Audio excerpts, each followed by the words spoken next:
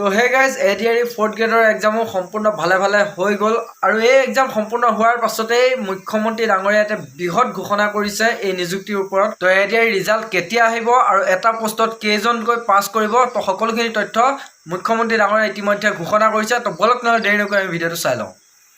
ADRE আমি কৈছোঁ না 10 মে'ত আমি নিযুক্তি দিম। এটা পোষ্টৰ বিপৰীতে 2জন পাছ কৰিব। আমাৰ প্লেনিংটোৱে হ'ল যে 10 মে'ত আমি 35,000 চাকৰি আমি দিম। এডুকেশ্যন ডিপাৰ্টমেণ্ট, পুলিচ, গতিকে এডিআৰই ইয়াৰ পিছত এডিআৰই এটা অৰেলো আছে।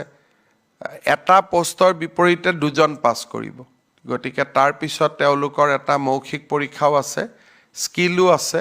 গতিকে গোটেই প্ৰক্ৰিয়াটো কৰোঁতে আমি 10 মে'লৈকে লৈ যাব খুজিছোঁ, যাতে 10 মে'ত গভৰ্ণমেণ্টৰ 4ৰ্থ বছৰ হওঁতে আমি 30-35,000 আৰু চাকৰি দিব পাৰোঁ। আৰু আমি চেষ্টা কৰিম যাতে ফেব্ৰুৱাৰী মাহত আমি 2টা পৰীক্ষাৰ ৰিজাল্ট একেলগে আমি দিব পাৰোঁ।